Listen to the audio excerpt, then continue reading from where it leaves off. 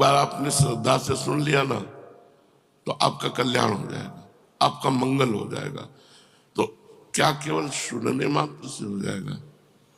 श्रद्धा से सुन ले।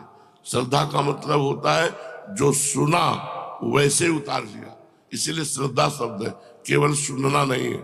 जो सुना उसे अपने जीवन में उतार लिया तो बोले एक बार सुनने मात्र से भगवत प्राप्ति हो जाएगी। देव जी महाराज को भगवान श्री कृष्ण पुत्र रूप में प्राप्त है। भगवान श्री कृष्ण मोक्षाधिपति है। इतनी मुक्ति तो सबको चाहिए, ना अपने शरीर से राग, न किसी अन्य शरीरों से राग, न किसी भोग की इच्छा, न किसी मान प्रतिष्ठा की इच्छा। अगर द्वंद्वों से मुक्ति नहीं मिली, देखो जो ज्ञानी की स्थिति वर्णन की गई है वही प्रेमी की स्थिति वर्णन की गई है।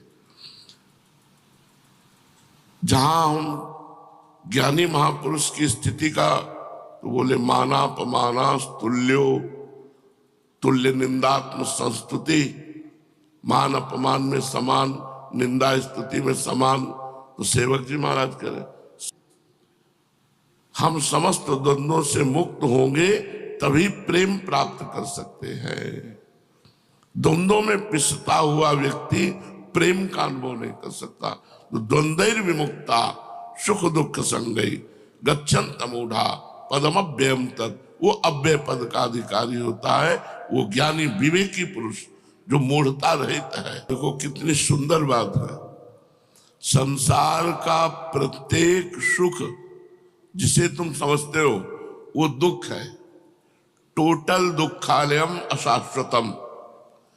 किसी भी इंद्रिय का संयोग जो तुम्हें सुख लग रहा है तुम समझते नहीं, ये भगवान की माया के प्रभाव से लग रहा है। वस्तुतः देखो वसुदेव जी कह रहे हैं वो दुख रूप है और भगवान भी कह रहे हैं दुखालयम। तो हमें चाहिए जब हमारी इंद्रियां गलत चेष्टा, गलत मार्ग, गलत भोगों की इच्छा करें, उसी समय उनका दमन करें। इंद्रियों का दमन कैसे किया जाता है? नाम जब चल रहा है और बार बार वो हमारे अंदर इच्छा प्रकट हो रही, उस इच्छा को बार बार हटा रहा है। नाम जब चल रहा, माना ही नहीं अंत तक उस इच्छा को, तो वो इच्छा नष्ट हो जाएगी। वो 10 बार 100 बार मन पेश करेगा, हमें मानना ही नहीं। एक बार की बात कैकेयी जी ने हटा दी। मंथरा से कहा अगर दोबारा बोली तो तुम्हारी जबान काट लूंगी। जैसे दोनों आंखें व्यक्ति को प्रिय होती है, ऐसे मुझे भरत और राम प्रिय है।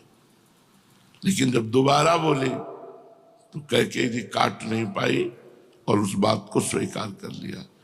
ये मन मंथरा की तरह सलाह देता रहेगा, आपको प्रपंच में फंसाता रहेगा। आपको काटना होगा भजन बल से। अगर आपका भजन नहीं चल रहा तो जो चल रहा है उसी का मनन हो रहा है, वो सब गंदा हो रहा है। आपको भगवदानंद का अनुभव नहीं हो रहा, उसका कारण है मन का विषयों का स्फुरण। जब तक ये बंद नहीं होगा, स्फुरण भी नहीं होता। ऐसा नहीं होता कि मन भूत भविष्य का चिंतन कर रहा है या भोगों का स्फुरण, कुछ नहीं। शांत जो चला रहे हो वही चल रहा है। पर ये आज थोड़ी चलेगा। अभ्यास योग युक्तेन चेतसा नान्यगामिना। जब हम बहुत अभ्यास करेंगे तब हमारे अंदर ये स्थिति आएगी कि शांत एकदम, बोलने का इच्छा नहीं, खाने की इच्छा नहीं, सोने की इच्छा नहीं, मिलने की इच्छा का नाश ही मोक्ष है।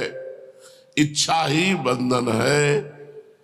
सकल कामनाहीन जे राम भगति रसलीन, जाहि न चाही कबों कछु। चाहना ही, इच्छा ही, यही बंधन है, यही भगवद विमुखता है। उत्तम बात है इच्छाओं का भगवान के चरणों में समर्पण कर देना।